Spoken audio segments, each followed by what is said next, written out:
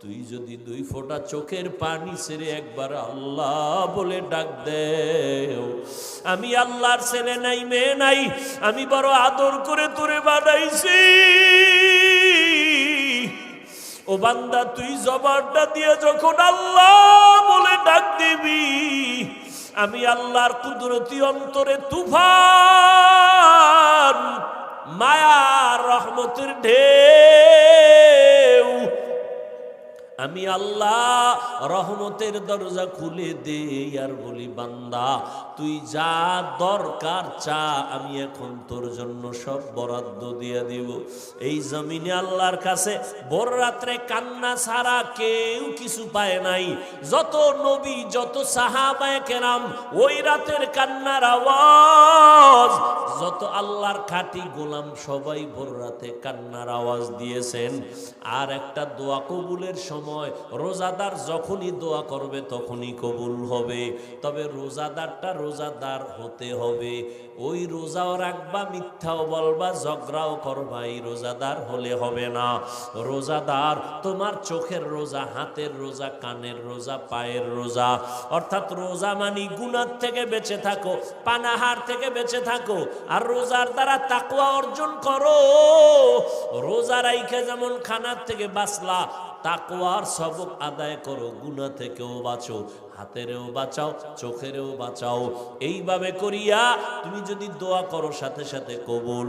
তবে এর মধ্যে আর একটা স্পেশাল সময় আছে, ইফতারি সামনে নিয়ে মাওলারে দোয়া করো, মাওলার কাছে বলো। ইফতারি সামনে নিয়ে দোয়া করবা, কসম আল্লাহর জায়গায় কবুল।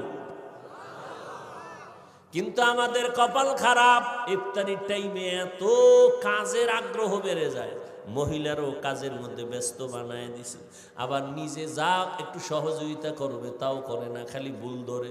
বেসন কম হয়েছে কেন পেঁয়াজুর মধ্যে, এইবার শরবতে চিনি কম কেন, এই কেন কেন করতে করতে আজানি টের পায় না। আর মসজিদ টসজিদে যদি ইফতারি করে, হ্যাঁ তো আর এক বাজার, আর এক বাজার। ইফতারির টাইমে, দোয়া কবুলের টাইমে দুনিয়ার কথা বলে মসজিদের ভিতরে বা বিভিন্ন অনুষ্ঠানে, ইফতারির আয়োজন বেশি, মানুষ যেখানে বসে শুধু কথা কথা কথা, অথচ ওই টাইম চুপ করে আল্লাহর কাছে দোয়া করো। এই বরকতের মাস আর একবার পাবেন, গ্যারান্টি আছে। মায়ার নবী দোয়া করতেন, আল্লাহুম্মা বারিক লানা ফি রজব ওয়া শাবান ওয়া বাল্লিগনা রমাজান। ও যুবক, কয়দিন আর দুনিয়ায় বাহাদুরি করবা? তোমার মতো আমার মতো কত যুবক গত রোজায় ছিল, এই রোজায় নাই। ওগো নবীর উম্মতেরা,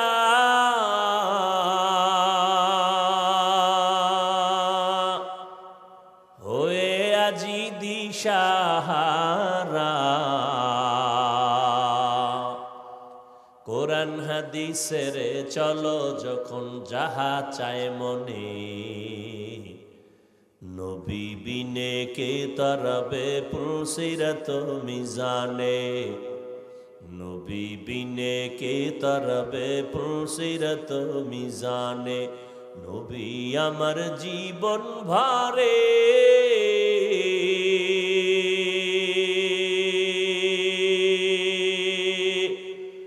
দিনের লাগি কষ্ট করে, দান দান শহীদ করিলেন উহুদেরই ময়দানে, নবী বিনে কে তরবে পুলসিরত মিজানে, নবী বিনে কে তরবে পুলসিরত মিজানে। এমন এতিম নবী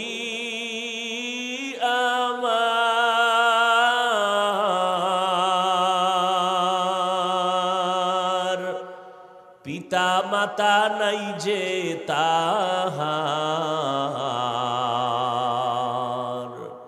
তারপরেও কত মারা মারলো তাকে দুশ্মনে, নবী বিনে কে তরবে পুলসিরত মিজানে, নবী বিনে কে তরবে পুলসিরত মিজানে। এরে নবীর আশিক, আল্লাহ পাক বলেন, ও পয়গম্বর, আপনার উম্মতের জানায় দেন, যদিও হায়াত কম, তবে হায়াতে বরকত আমি আল্লাহ বাড়ায় দিব। আপনার উম্মতের হায়াত যদিও কম, তবে হায়াতে বরকত হবে অনেক বেশি। আপনার উম্মত যদি 5 ওয়াক্ত নামাজ আদায় করে, আমি আল্লাহ আপনার মোহাব্বতে 50 ওয়াক্ত নামাজের সওয়াব দিয়ে দিব। আপনার উম্মতের আমি হায়াত কম দিলেও বরকত কমাই নাই। 5 ওয়াক্ত নামাজ ফরজের আগে তাহাজ্জুদের নামাজ ছিল বাধ্যতামূলক। 5 ওয়াক্ত নামাজ ফরজ হয়েছে, তাহাজ্জুদের ফরজিয়াতটা শিথিল হয়ে গেছে, কিন্তু মর্যাদা কমায় নাই। আল্লাহ তাআলা বলেন, নবী জানায় দেন, আপনার উম্মত যদি এশার নামাজ পড়ে ঘুমায়, আবার ঘুম থেকে উঠে যদি ফজর আদায় করে, ঘুমাইয়া যে সময় কাটাইলো, এই সময় আমি নেকের পাল্লায় ওজন দিব। আপনার উম্মতের হায়াত অনেক কম, বরকত অনেক বেশি।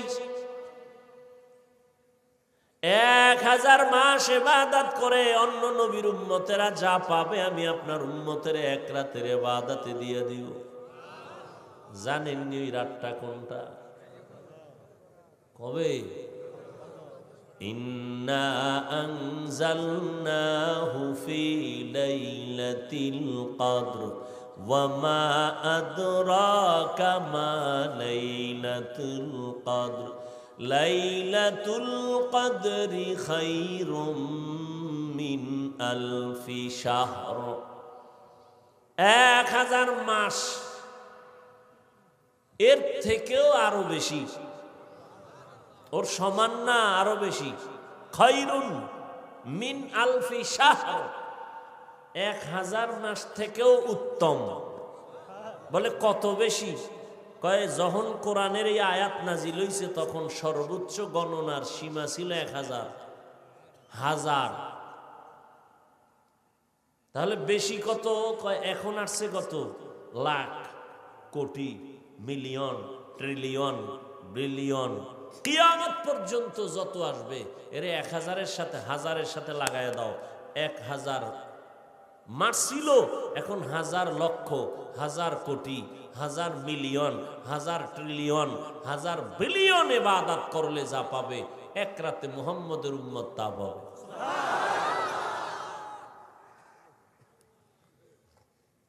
কার বরকতে পাইলাম?